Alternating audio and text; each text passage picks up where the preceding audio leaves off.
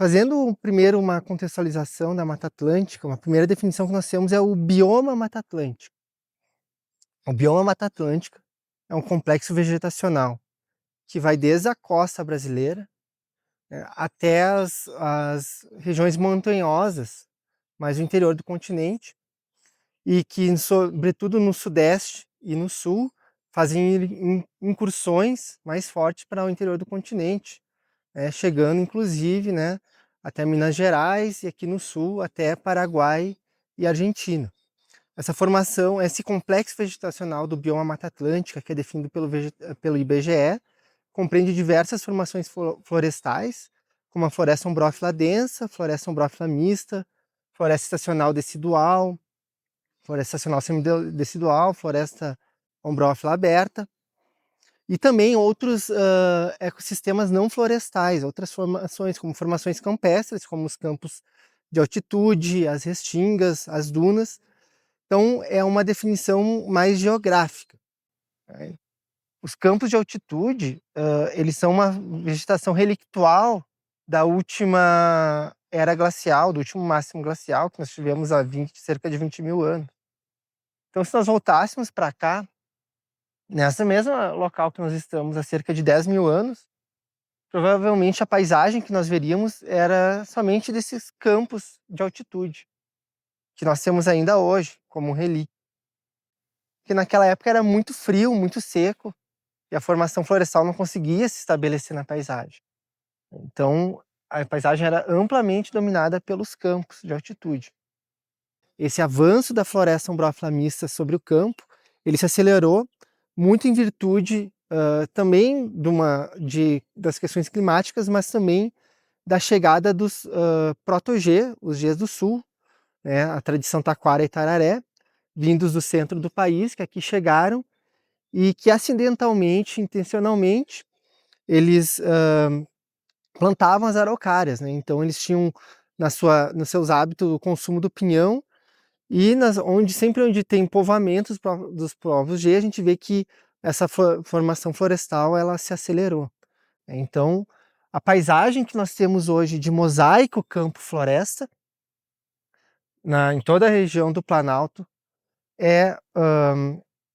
ocorre em função de mudanças climáticas lentas, naturais, que fomos tendo ao longo de milhares de anos, e também da ação cultural desses povos proto-G, que hoje são representados pelos Caingangue e pelo Xoclen.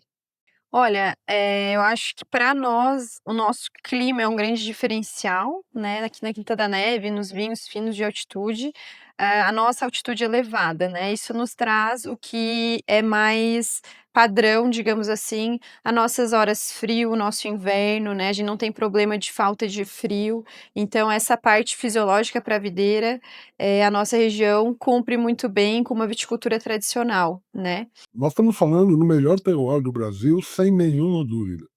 Do ciclo mais longo, da amplitude térmica, da reação de maturação completa, do depósito de compostos fenólicos mais do que qualquer outra região do Brasil.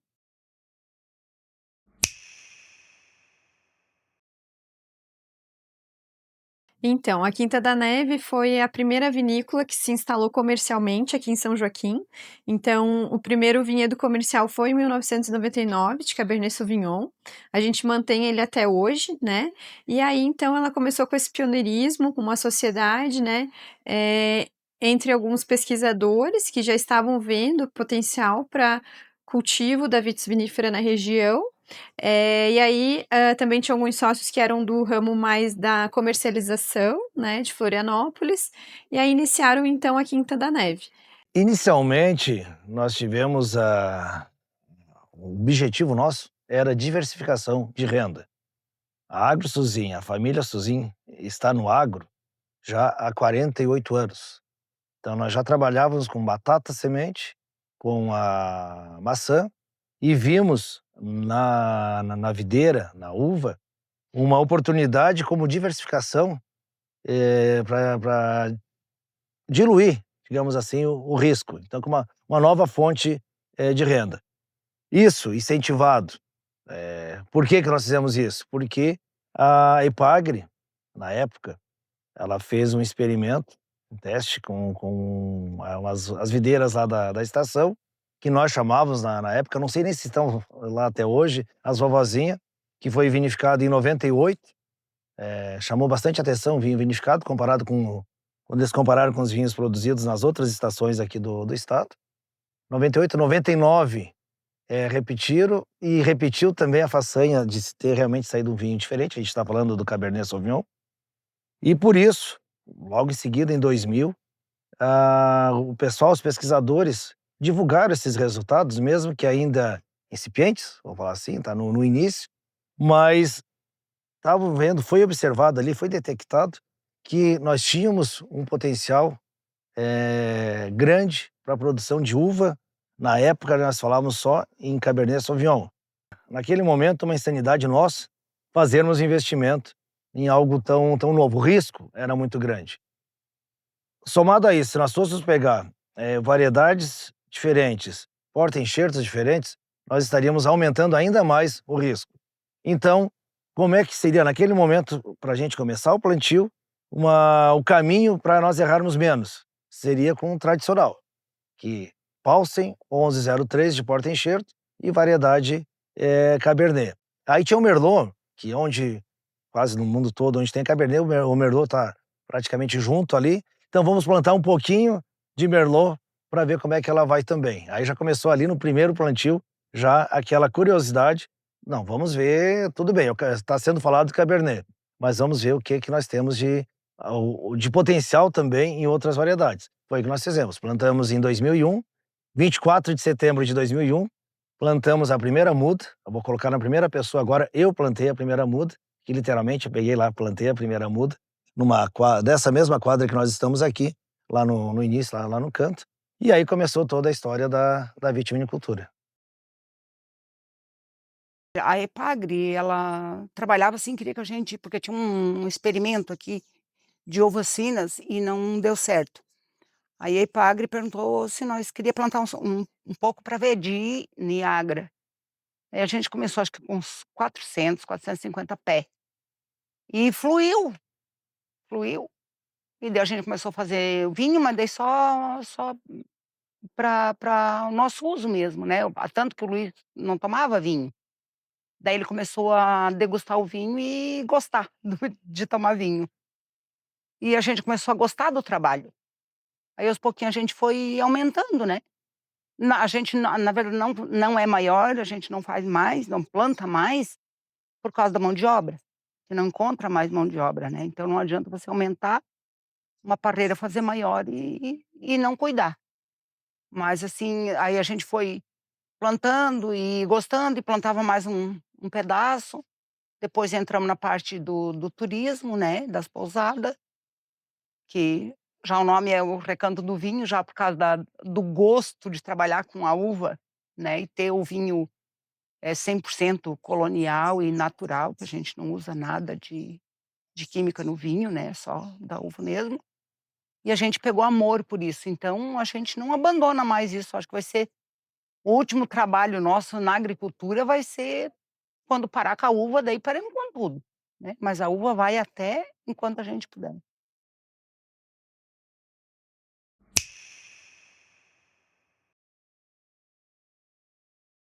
Então foi montado o experimento, foi avaliado inicialmente 9 variedades aqui na estação experimental, tinha variedades viníferas e variedades americanas.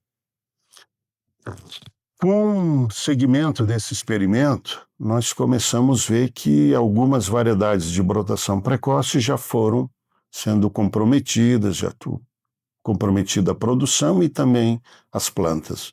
Já houve perdas de planta. E aí, nesse experimento, sobrou a cultivar Cabernet Sauvignon. Por que sobrou Cabernet Sauvignon? Porque é uma variedade tardia, com brotação tardia depois da segunda quinzena de setembro. Então, percebendo essa variedade com uma boa adaptação, depois a produção foi vinificada em videira, nós não tínhamos estrutura de vinificação em São Joaquim, essa uva foi vinificada em videira, e esse vinho produzido com essa uva apresentou uma característica diferente dos vinhos de Cabernet Sauvignon produzido numa condição de uma altitude em torno de 700 metros, que é a condição daquela região, uma condição mais baixa. Então a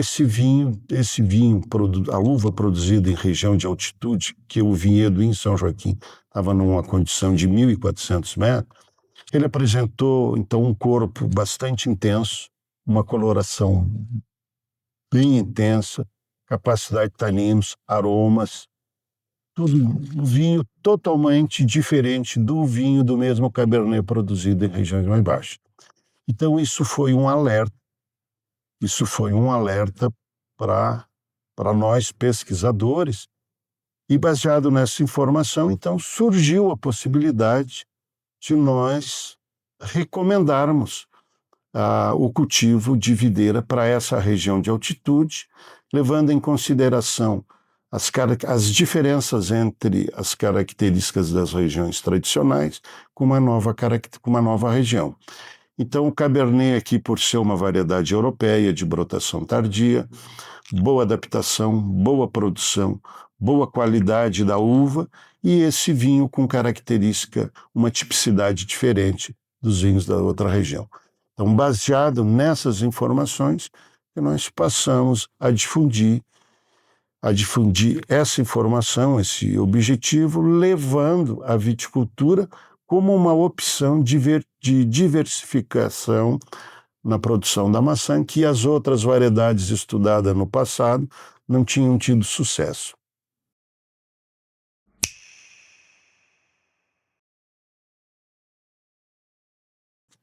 Veja bem, nós estamos no sul do Brasil. Nós estamos numa condição de altitude, de montanha, um clima de montanha, uma região fria, a região mais fria do Brasil. Nós temos essa região tem um clima único no Brasil. É claro que com essa característica, nós vamos ter mais riscos. Nós vamos estar sujeitos a mais riscos. Então, o que nós temos que é selecionar variedades adequadas para cada local. Mas nós temos esse problema, nós somos de risco. Então, por isso tem um custo, e esse custo reflete no preço dos nossos vinhos no mercado, né? Agora, se você tem esse diferencial de preço para cima, você não pode ter outro foco que não seja a qualidade extrema. Então, nós aqui, vinicultores da Serra Catarinense, nós temos que ter o melhor vinho do Brasil em qualidade, sem dúvida nenhuma. Olha, assim, para ser sincera, para mim 2 anos ficaram marcados. O ano passado, por causa do mau tempo que foi, não secava, né, é um clima totalmente, passou mais de um mês que não secou, não enxugava a folha da uva. E um ano que a gente perdeu quase na hora da colheita, perdeu total no granizo. Deu praticamente perca total. Foi os únicos 2 anos, assim, que marcou, em 23 anos. E daí ficou 21 anos de glória, né, assim, que foi uns anos bons. Anos mais produtivos, anos menos, mas sempre teve produção, sempre teve produção. Desse primeiro ano, até aí chegou no primeiro fio, aí você monta o vinhedo todo. Aí do segundo ano para frente, a gente teve alguns ataques de animais aqui, por exemplo, tivemos um ataque de lebre que deu muita falha no nosso vinhedo, né? Formigas começaram a aparecer, porque a gente tinha pouco funcionário, não é andar o vinhedo todo dia, então a gente vai aprendendo que para ter um vinhedo é preciso fiscalizar diariamente, né? Porque uma formiguinha faz um estrago danado. Então a gente começou a ter falhas, e repor essas falhas é um dos grandes desafios da vinicultura, né? Da viticultura.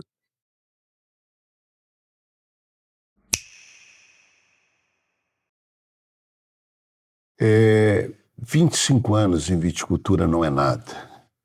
Se nós formos analisarmos em termos de Brasil, Rio Grande do Sul tem pelo menos 120 anos de tradição pela imigração que trabalham.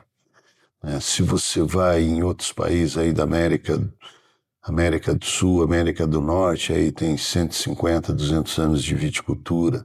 Se for para a Europa, é tradição milenar, né? Então 25 anos não é nada, mas 25 anos, nessa época agora, você evolui muito rápido, porque você tem acesso à informação, você tem um conhecimento que te economiza muito tempo. Olha, é fundamental o papel do IFSC, né, do Instituto Federal, pensando principalmente nessa questão do nosso setor, da viticultura. O que a gente sente mais falta é mão de obra especializada. O que a gente é mais carente hoje, eu vejo assim, e conversando com os outros produtores, é isso. Então, esse é o papel fundamental das instituições como o Instituto, né? Formar pessoas para que possam ficar aqui na região e consigam trabalhar aqui e ajudar essa região a se desenvolver. Porque a equipe é o fundamental, né? Ninguém vai fazer um vinho sozinho, ninguém vai tocar uma empresa sozinha. Hoje, o que a gente mais precisa é isso, pessoas comprometidas e que entendam. Então, aí se torna fundamental o papel, né, do Instituto Federal. O curso tecnólogo em viticultura e enologia, ele começou a ser pensado lá em 2012.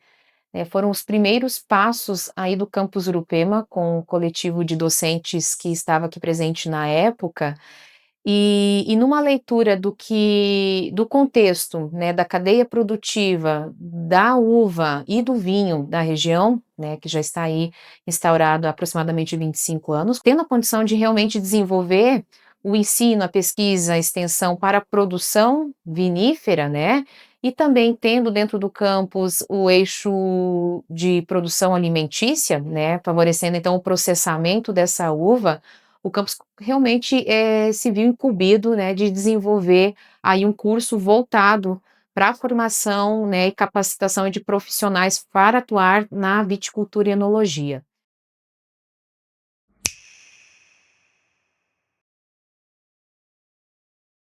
Pelo que eu vejo até hoje, ao longo desses 23 anos, a nossa aptidão aqui da serra, da altitude, catarinense, é nós termos um produto diferenciado, como nós já temos, em função de taninos, antocianinas, enfim.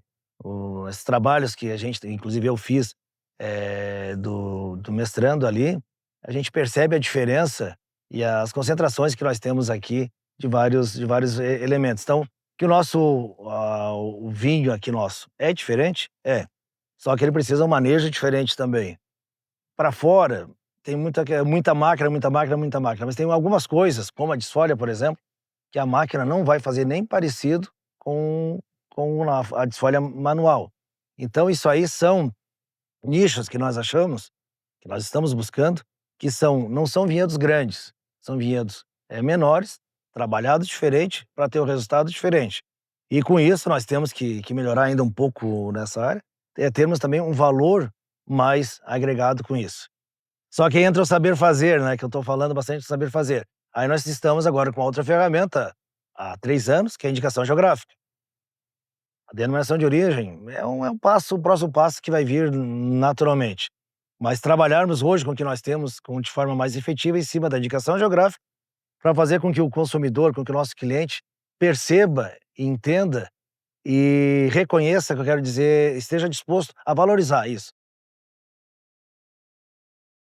O turista, ele vem pela paz do lugar, né, que é um lugar muito tranquilo, e o diferencial do vinho também. Então ele chama muita atenção, do vinho colonial. Porque é um vinho diferenciado, né, ele não é vinhos finos, mas na verdade ele se torna mais fino do que um vinho fino, porque igual a ele não tem, né, não existe. Então um forte atrativo aqui na nossa propriedade e na pousada é o nosso vinho. E daí o turista vem e vão informando, né, da pousada e do vinho e cada vez vai aumentando mais e é muito, muito legal isso. gratificante, né, porque é uma coisa que é diferenciada, é totalmente diferenciada. A viticultura, ela pode, ser conciliada com a nossos ecossistemas naturais, desde que ela não seja uma monocultura que modifique totalmente o uso do solo, né, tanto para os campos quanto para as florestas, né. Então, a floresta com araucária é protegida do corte, né, ela não deve ser cortada, e a viticultura acaba se estabelecendo mais na formação de campo, que também é uma formação que nós temos que preservar. Eu acho que, os viticultores devem entender as formações naturais como uma aliada, né, porque fornecem diversos serviços ecossistêmicos para a própria manutenção do parreal.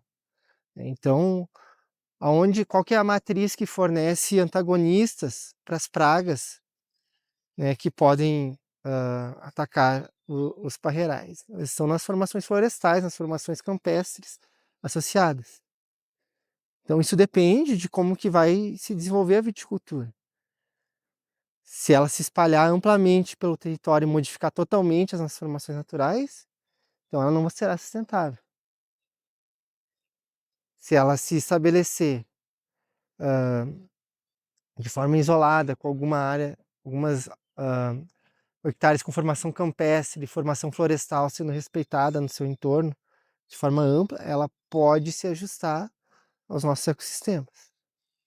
E a viticultura, assim como as florestas, os campos e outras culturas, também vão sofrer os impactos das mudanças climáticas. Nós temos uma viticultura de altitude aqui, e que o frio tem um papel importante aí durante a dormência da videira, né. Qual que é o impacto que essas mudanças climáticas vão trazer sobre a viticultura aqui?